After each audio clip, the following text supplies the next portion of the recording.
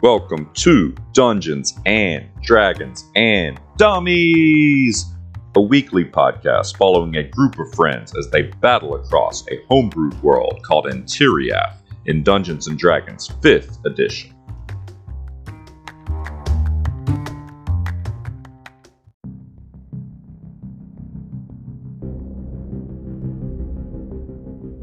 Step into the mystical world of Antiriath and follow as our party of dummies adventure across the lands. Talik Grug, half orc, half fighter. The Mystery, played by Taylor. The Eclarian Shadow, half elf ranger from the Eclarian Mountains, played by Seth. And a Learlock Bloodhair, a Harengon cleric, played by Joey. Last but not least, the creator of our beautiful world, the man of many voices, and our dungeon master, Sam.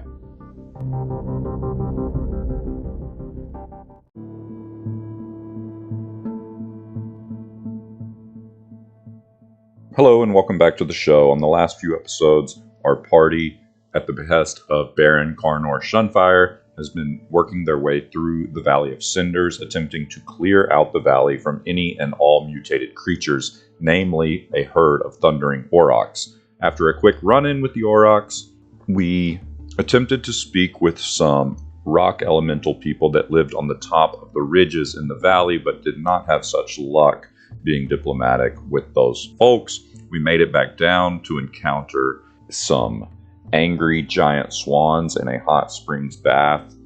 We also had to fight some fire newt salamander creatures.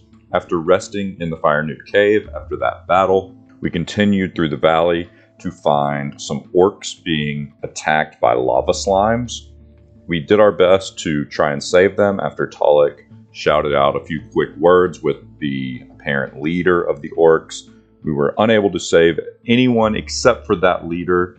We continued to travel north after our new orc companion told us about a forest fire that had burned down the entire forest just north of the Valley of Cinders. But on our way, the path was blocked by the body of a massive relic sloth that had since been deceased and was blocking the entire path through the valley. As we approached the sloth, we saw some mutated vultures circling above with some sort of acidic qualities to them. Shadow attempted to speak with animals and talk with the vultures, asking them to allow us safe passage through the valley. But before we could get an answer, we were ambushed by a group of Kruthiks, nasty little insectoid predators. We were able to fend off all of the Kruthiks, avoid most of the acid from the vultures, and that is where we pick up here right after that battle as we attempt to get past the relic sloth that is blocking our path.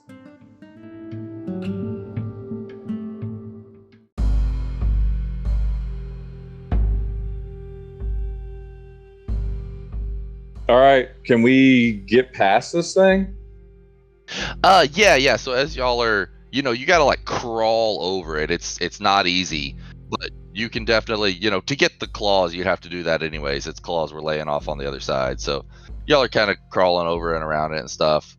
The vultures squawk a little bit, but they don't come over and harass you or anything. They actually, by the time you start crawling around on that, they land down and start nibbling on the Kruthiks. Apparently this beautiful, delectable meal wasn't what they wanted quite as much. Well, I'm pretty hurt. I don't know about you guys.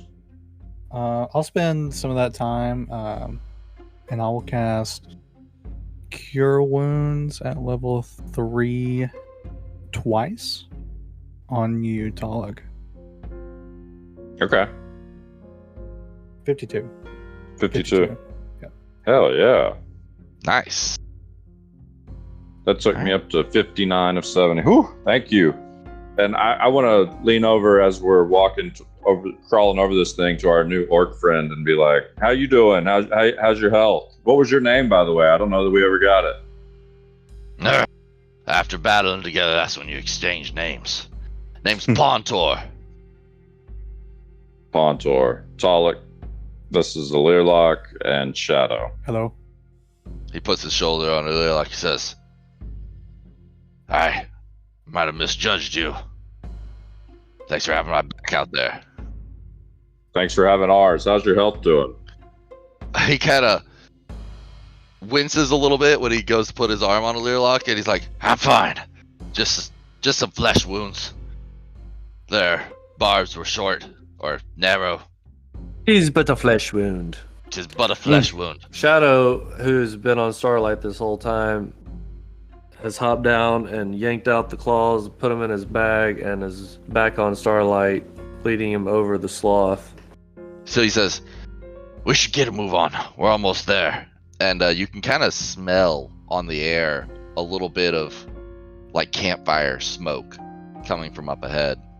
So it's just a little bit farther ahead. All right. Yeah, specifically like, you know, leaves and wood burning. Forest fire. Yeah, forest fire. So you guys walk on a little ways, and after just a short time, the Valley Canyon opens up, and you find yourself looking out over a vast forest, or at least what was once a forest. Now all that stands before you is a sea of ash and smoldering tree stumps. Some of the larger trunks are over 6 feet in diameter and still smolder. Standing with his back to you is a lizard man overlooking the ruin. His build is sleek and thin, while his garb hangs loosely around him, with all manner of bones and seeds and leaves decorating him. He turns slowly, and in his hands he holds something black and charred. How far away are we from him? You see him from pretty far away. There's a little bit of a uphill, and then it crests, and then it opens up, and so he's standing looking out over this just completely burnt forest, and it goes as far as you can see. I mean, it's just a several mile wide forest that's all ash. You know this guy, Pontor? Pontor just shakes his head. Not a lot of lizard men out here. Where do they normally live? They like their comfy beds and their books. This fella seems a bit different, though. Shadow clicks his tongue, and Starlight gets some giddy up and goes galloping up ahead towards the guy and say, "Hey, friend!" As you say that, he kind of takes a deep breath and looks up at you. It almost looks like he's about to cry. You notice what he's holding in his hand is a crispy char of one of those like chicken of the woods mushrooms, the big wide flat ones. You can see the characteristic shape of it, but it's just totally covered in burnt char. He looks up, he says, Hello, traveler. Have any potions, traveler? I hope you weren't coming to pick mushrooms.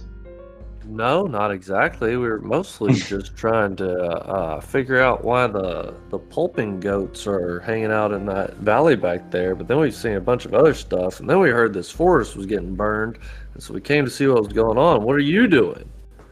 Are you picking mushrooms? Well, I had hoped to. But it appears the rumors are true. What rumors? That the Baron burned down the forest. What Baron? Cuntfire? Who else would be so worried about his land as to destroy it, to protect it? Now hold on, wait a minute. You're telling me that the Lion Man in the big fort back there burned down this forest up here after he sent us out here to stop everything from going crazy? he looks up at you and kind of like locks eyes. He's been mostly looking down at his charred mushroom, and he says, Perceptive to notice his Leonin blood. He takes a couple steps forward. He says, I am Jack Free. Who might you be? I'm sorry, what was his name? JE_EKFRAI. Christ. Jack Free. Can you use it in a sentence? I'm just kidding. My name is Jack Free. All right, Jack Free. Well, I mean, they call me the Shadow, but Talik, do you hear what he's saying? He says the Lion Shunfire Man burned down this forest. What do you mean he burned it? He sent somebody to burn it down? Where are they? The better question is, why would he burn this forest? Well, I had heard it was to protect the city. He was concerned about the beasts that had been spawning in it. I thought surely he wouldn't do something so drastic, but the proof, as it seems, is in our hands. And he takes the mushroom and clumps it, and it just shatters to ash in his hands, and he kind of wipes it away. I think it's more likely that you've got some corrupted animals. We've seen this sort of thing in the south, in Heathertone. These fire bats burn down an entire city. We've seen all sorts of strange creatures. I feel like that's the more obvious answer here, unless you know something that you're not telling us about Baron Shunfire. I'm only sharing what I had heard. I thought it not to be true, and I hope that you are right. This was a more natural cause, but wildfires do not burn down the entire forest. Normally they clear out the underbrush. Can I tell if this guy's telling the truth? Sure. Yeah, y'all all make me insight checks. There's no natural about it, Jack Free. We're trying to tell 14. you that something unnatural has occurred. He seems sincere. He seems like he's sad. He sounds like he doesn't want to believe what he's saying himself. Gotcha. Other than that, like, does he seem shady? Does he seem... He's definitely got a kind of weird shamany vibe to him. His social graces aren't real great. He doesn't have a lot of charisma to the way he moves and that sort of thing. Okay. I did drop some art in the Dissy if you want to see a more. The Dissy. Ooh, the Dissy. You live in Oakridge? Is that how you know about the Baron? Yes, my home is in Oakridge. I live within the city and appreciate all the Baron does for us to protect it. I am just a humble shaman of Zorstisa. Shaman, eh? Yes, I aid people in reading their fortunes, palms, predictions. I do what I can and make simple remedies, herbs, and potions. Well, let me ask you this: did you come through the Valley of Cinders to come up here? Indeed. And you didn't notice anything weird? Yes, there were many transmogrified animals. I've been studying them as best I can. Do not have a good understanding yet of what is causing them. It's not my area of expertise, I admit. Oh, okay. Well, yeah, I think, okay, I don't know what to do with you. Are you Well- going to be able to get back to Oakridge okay, alive, or there's creatures down there that are looking to pulp somebody? I will do my best not to become pulp. I can move stealthily when I need to. I've made it all the way here. If you want any fortunes read, predictions made, find me in Oakridge. I'd be happy to read your palms. Oh, okay. You hear that, ears? He can read your feet. I don't show just anyone my feet. I can see him right now. I assure you I will be very tender and delicate with your feet. Oh, My souls are Unfortunate. not for you. So, can I assist you with your sock change? Oh my That is a god. deep cut. Very, very sneaky, sir. I think you're underestimating the God. sneakiness. This guy That's is him! the character. He's sneaky. As I go back through the Valley of Cinders, I will be very, very sneaky. Better sneaky, sir. Very, very sneaky. Bontor, what do you think about Where the What hell this is guy's- Montour? what he's with us? 50 feet back. You know anything? What do you think?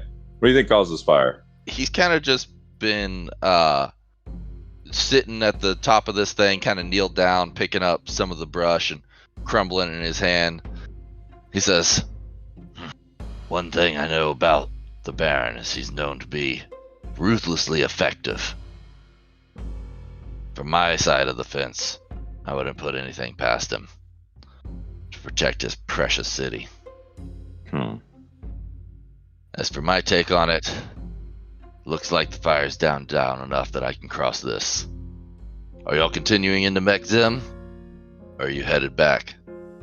I think I'm gonna kick around in this burnt forest a little bit and see if I can determine what started the whole thing. We've got to get back to Ochre Chest at some point. Well, I'm gonna head on. It was good while it lasted. If the next time we meet, it's at the end of my spear, I hope it's an honorable death for you. That sounds ridiculous, Pond. And he kind of smiles, a snarl of a tusk sticking up. You're not sure if he winks or blinks because he has an eye patch on. And then he says, well, so long. And he heads off down the mountainside. Take care of yourself out there. You too, Haffy. You too. Happy. Shadow, why don't you ride down the hill and see what you can find out? Check out the woods. That's your thing. I'm not riding down in there. Well, I thought that's what you just said you were gonna do. I'm gonna look at it from right here. I'm comfortable right where I am. God. So Shadow is going to gingerly dismount from his horse after all the riding and fighting, and the old feller is just gonna kind of ease him off the horse. Oh, he's gonna try to pinch his shoulder blades together as he arches his back and stretches his arms out. Happening right now. Does a little bit of a just kind of raise one knee and then the other. There's a little bit of a stretch. So descriptive.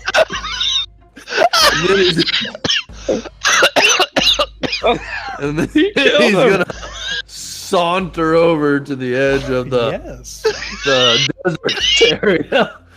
This is so seductive. I don't understand what's I'm just happening. gonna sit my ass on this rock and just watch the show. Where the burnt area starts, and he's just gonna kind of place one hand on his picks hip. up another mushroom and starts fanning his- himself. His right hand he's gonna put on in a fist on his right hip, and he's just kind of stroke his chin with his left hand. Oh my god. Is the lizard man still here? Yeah, he's fanning himself. He's turned on. It's so hot. And Shadow's just gonna kind of look around and see if he can't see anything moving out in this big burnt area. My God, this is why I don't roleplay anything. This right here, y'all don't like it.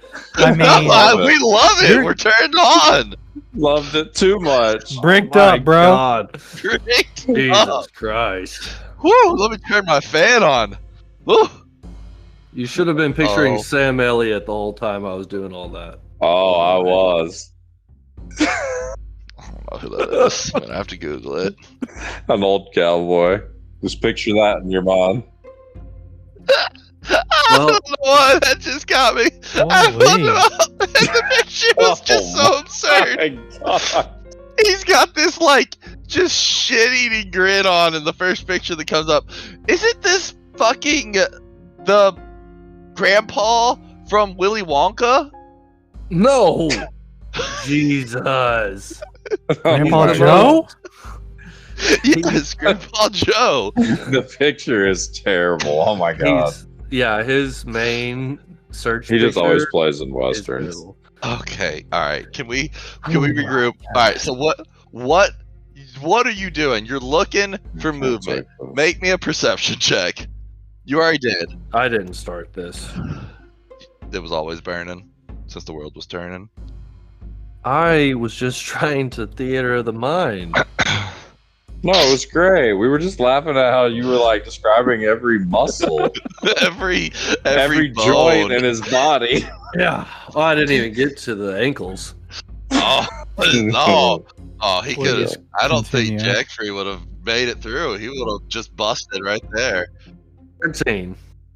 13. Okay. So,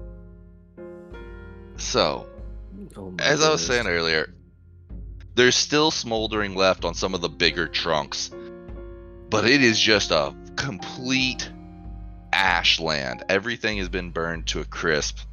The only movement you see is just the smoke rising up and your buddy Pontor just steadily walking away, leaving a trail of footprints in the ash. He's got down in the ashes? Yeah, he just started walking straight through the ash. Hey, do you know of any bat caves around here? Ah, there's some far up north, on the other side of the forest, in the foothills. Is that like a mile away, or? Oh, no. To get to the foothills, that's a day's travel. Oh, well, where were you camped when the fire came?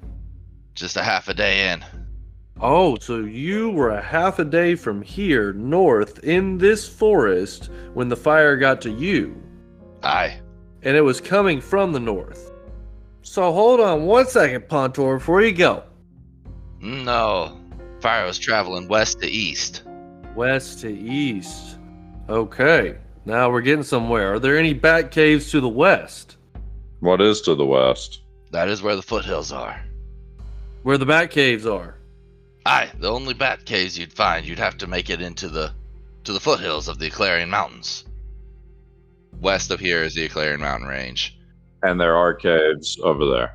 Yeah, and like y'all are close enough to the Clarion Mountain Range now. Y'all can like see them in the distance off to the west. Jack Tree, that doesn't help your theory too much. If the Barons had the fire started, wouldn't they have started right here and moved out? I suppose they would have. I do hope you're right. That certainly makes me feel better.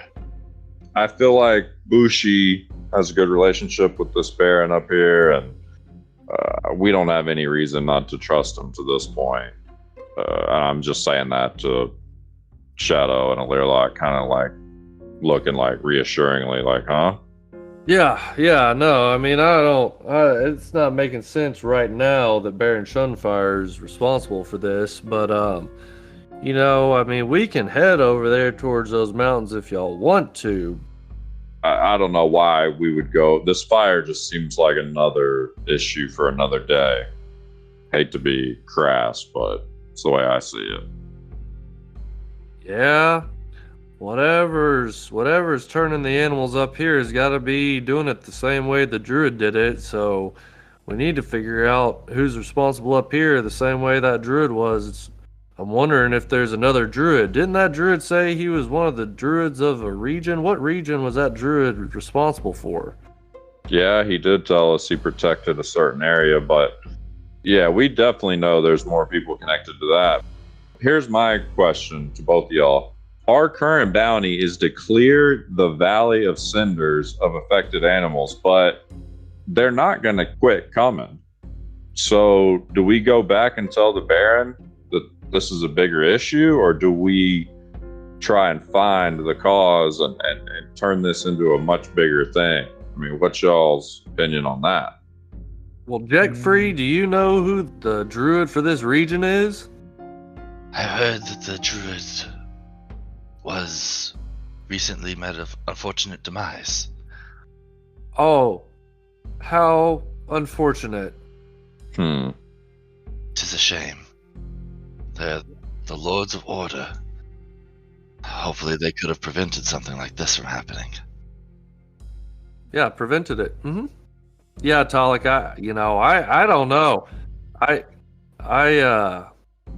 I don't think we can take all those Aurochs on, and I'm not really too keen on just mass cold-blooded annihilation of an entire herd of beasts.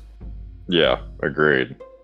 I almost think we need to figure out what's pushing everything down to that valley. But on the flip side, if we could expand the treaty with the Rocky Boys, down in the Valley of Cinders. They might have some answers. I guess we just need to try to creep down there and respectfully try to engage them in conversation. Mm-hmm. I don't feel one way or the other. Attaboy ears. I mean, we could push forward a little bit, but I do like your idea about maybe trying to communicate with the rock people and see what answers they have. I mean, they live in this valley. Okra just seems to just come up here occasionally. These rock people, if this is their territory, they might have some answers about the bigger cause. We can't save the forest now. It's already gone, and the Aurochs are still going down and maiming people of Okrajest, and probably, I would assume, maiming some of the rock folks too. And so I think that's our next move. The only thing we're gonna find in this forest is ashy boots and stinky cloaks. Agreed. Let's figure out a way to talk to these people. So are we at an elevated position at the forest, Sam, or are we lower than the valley?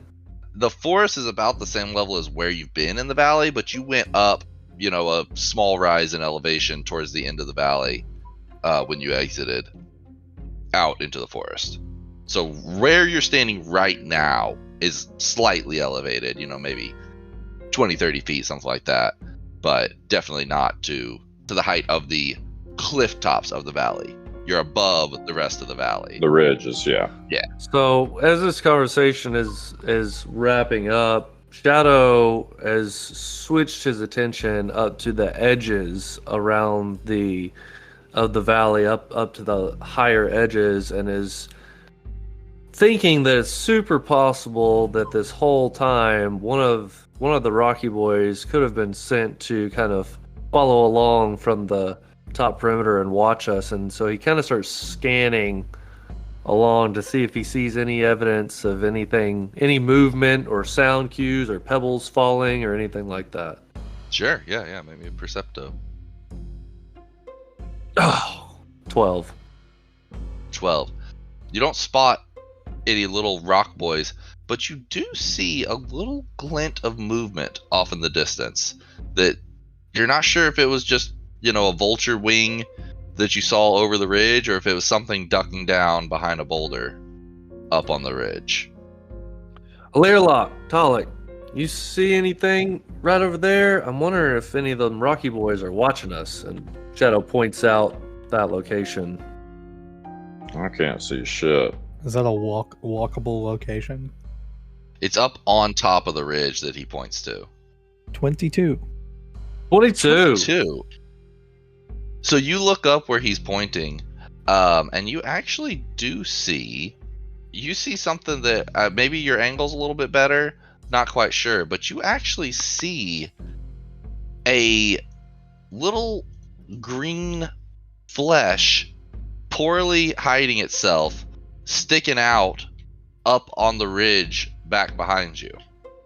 And with a 22, you actually also see the rock behind him starting to shift and move a little bit.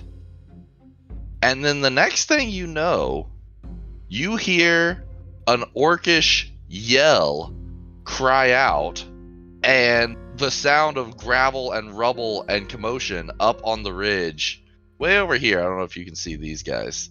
Yeah. Yeah, do you guys react at all?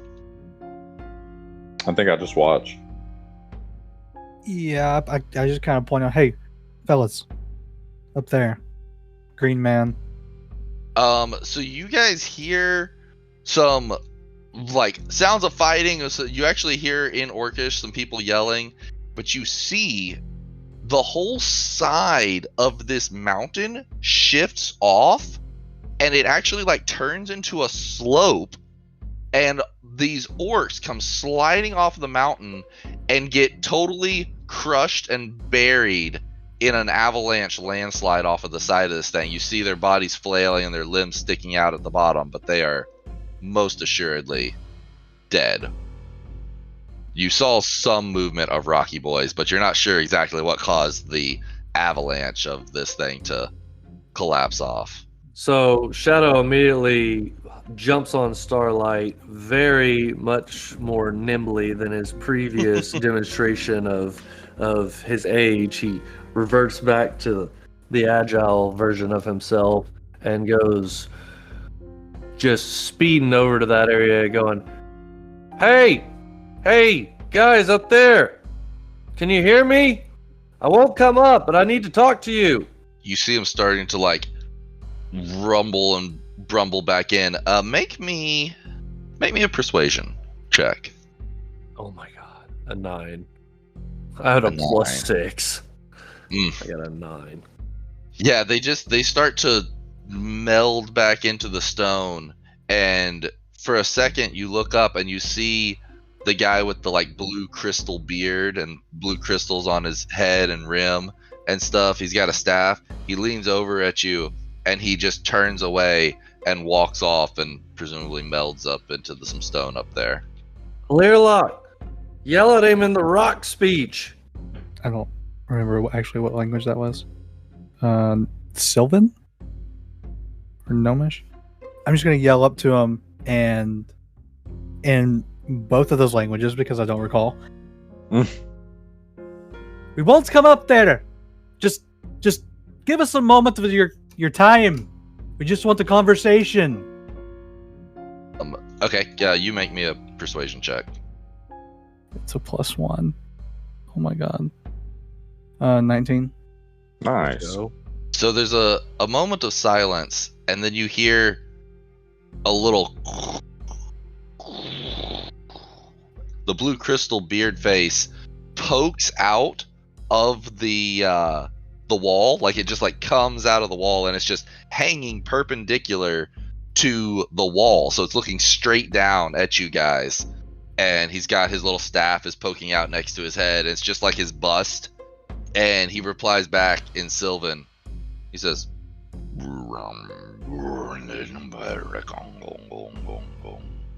he says, you speak our language, but you are not of us.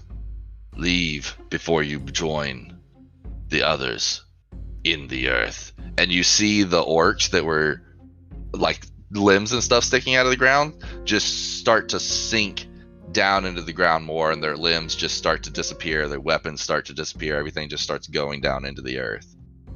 If I look at those guys, does it appear to be possible to pull any one of them out? There's one of them that's about half of, he's got like a whole arm and half of his torso sticking out. Can I try to pull him out, and while I'm doing that, cast Spare the Dying on him? You can certainly cast Spare the Dying on him, and you can make me a strength or athletics check to try to pull him out. Yeah. I guess I just want to make sure that I pull him out. If I can pull him out, then I cast Spare the Dying, because I don't want to make him suffer anymore than he's already suffered. I think I'd follow you over and help you try and pull him out. Okay. Go ahead and make me a roll, Dalek. Okay.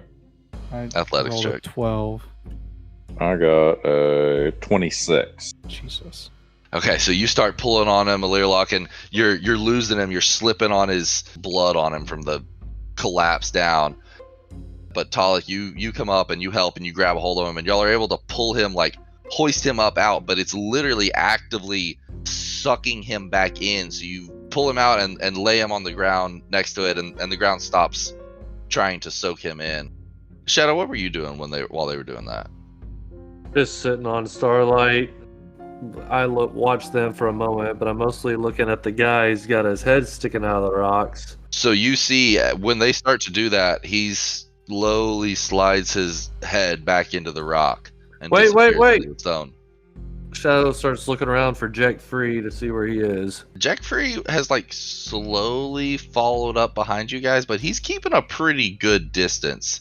He's like maybe 30, 40 feet back from you guys. Jack Free, do you speak their language? I am not certain. I have never tried to commune with them. They leave us alone as long as we remain in the valley. Well, who negotiates the peace with them for Baron Shunfire? It's more of an unspoken rules. We've not had a sit-down meeting that I'm aware of. Well, do you speak Sylvan? I do not. Does the Spare the Dying take hold? Does revive him? It just keeps him from making death saves, right? Creatures become stable. Yeah. So he doesn't have any hit points or anything. So he is unconscious and stable. Yes. Okay.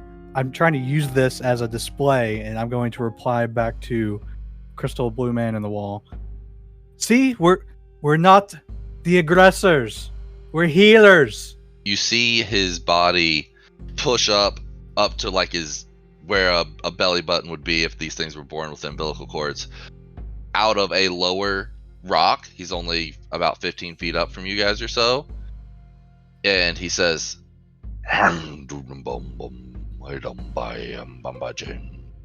"Your actions here have been nothing but death and murder since you entered the valley. How can you say you are not aggressors?" We're only trying to clear the corruption that we were told about in this land. Shadow, what else do you want to ask him? Ask him if the angry thunder hooves are a problem for him and his people. Are the thunder aurochs a problem for you? He sinks down a little bit so that his hand can go into the rock, and then he raises back up all the way up to his feet and takes a step forward, and he's holding something in his hand this time, and he tosses it off down towards you guys, and you see it's a blue gray smooth stone. When it hits the ground, it boom boom boom boom boom boom boom. Thunderstones. He says, "Corruption. The aurochs are not to blame. Corruption it is indeed. The aurochs do not present a problem that has not been put upon them. It affects our very soil, our earth, our land, the animals." And all this is just in like a rumbling boom click sounds. He says, "What can you do about the corruption? If you do not know the source of the rot, then you cannot clear it." Well, that's what we're looking for, to stop it entirely. You see, this is not the only area that's been affected by such madness, the rot, as you call it. I, myself and my compatriots, we've come here to look for indicators, clues, keys to find out where the source is. And if you had any idea where that source might potentially exist, if it's beyond the forest, we will absolutely seek it out. He takes a step forward like he's gonna fall off of this thing, but a stone juts out in front of him, and he just like walks down, and steps form as he's walking down. They jut out in front of him, and he walks down this thing like it's a spiral staircase all the way down to you guys. When he reaches the bottom, out of the wall come two more of those ginormous dirtles, and flank him on either side. And on top of them are these stone elementals with lances. He says, "If you seek to clear this land of rot, then we see you as friend." Here's what's going on. We're friends. So this voice has had a bit of a melody to the rumblings, but this time he rumbles something that literally just sounds like stones sliding around in his throat. And the other ones look at him, and they kind of pull their lance up. They had it trained on you guys by the time he got down here, and they pull their lance up and hold it next to them. "Come, you will see the king." And we're gonna call it there. Hell yeah. Let's go. Great job, Joey. That was awesome. Alright, I've got to get off. All right. Good night, Taylor. Good night. Good night. King, bro? The king? You see the king, bro? Nice.